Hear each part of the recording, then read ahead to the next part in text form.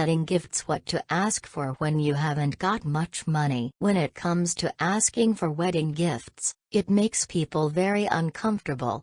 They are so uncomfortable that often when they register for gifts, they forget who their friends and family are and what they can reasonably afford. Plus, if the bride and groom-to-be are also low on funds, they may want to ask for more practical gifts too. Register at places where your friends and family shop. Choosing a gift place can sometimes get very expensive. But, if you choose to register at a place your friends and family like to shop, like Amazon, Walmart, or Target, you're going to be much more likely to get what you asked for.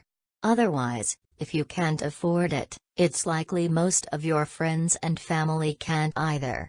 Choose useful gifts that will last. The gifts you register for should be things that will last and are useful. If they are frivolous, you're not going to get anything out of them.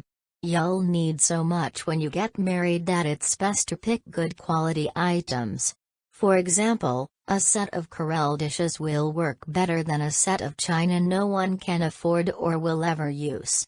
Pick items that fit your lifestyle. If you live a minimal lifestyle, you can choose only items that you really want and need that fit your lifestyle. You can also invite your guests to donate in your name to a charity that you like helping. That way, you don't have to even worry about gifts that much and everyone can give $1 or more to your charity.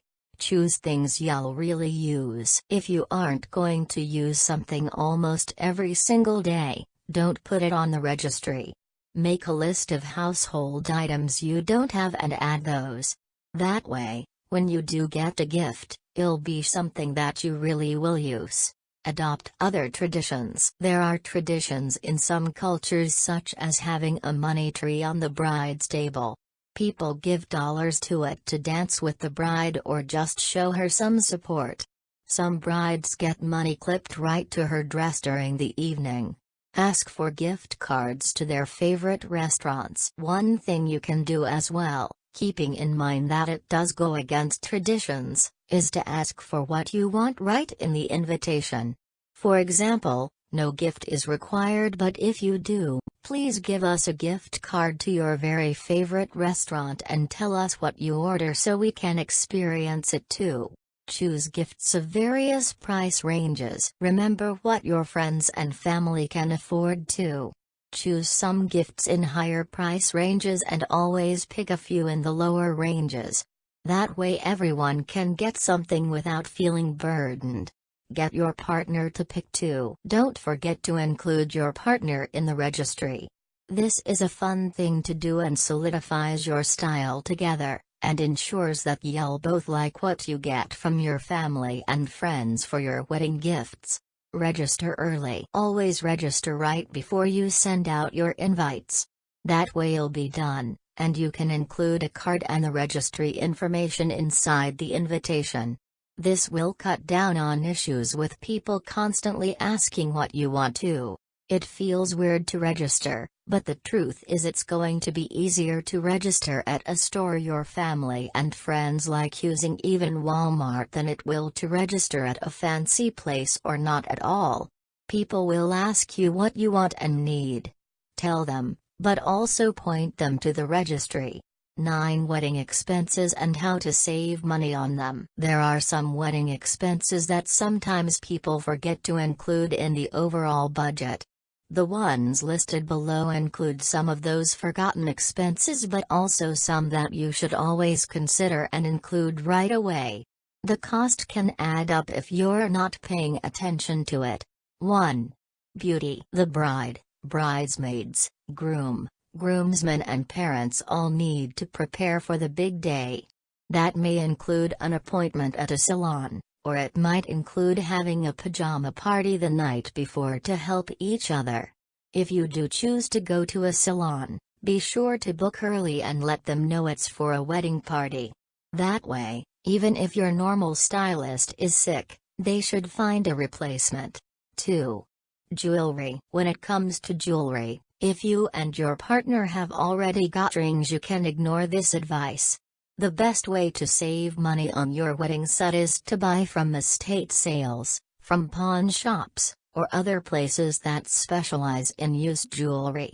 You can also ask your parents if they have anything put aside, such as a relative's rings that you can have. 3. Invitations and postage. Invitations can add up in cost, but it's the postage people often forget about. Postage can really add up. Invite fewer people to save money, or make your own invitations so that postage isn't as big of a deal. You can also send invites electronically to some people and through the mail to others who don't use electric communication. 4. Gifts for the bridesmaids and groomsmen. Most couples like to get their bridesmaids and groomsmen gifts. This cost can add up. You want to get something meaningful that they can use and that shows how thankful you are.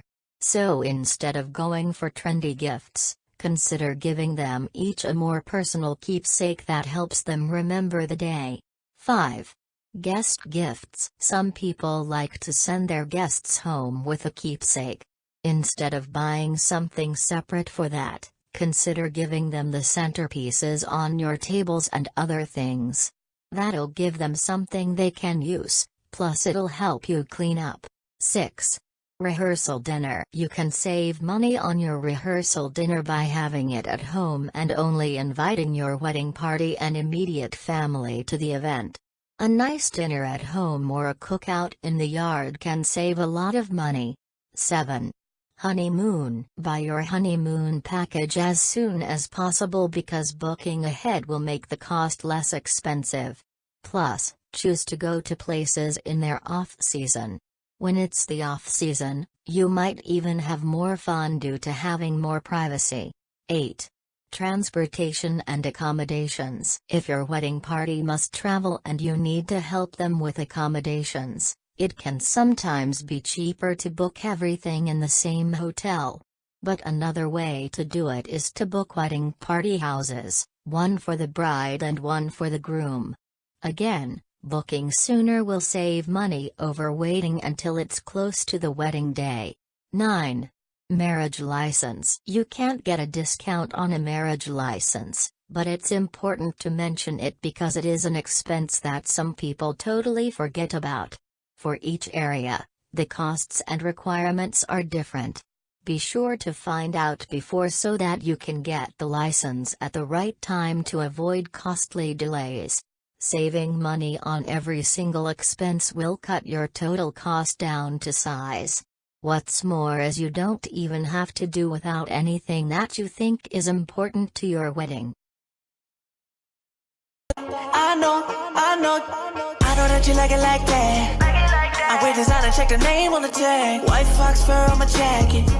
Excuse me, that's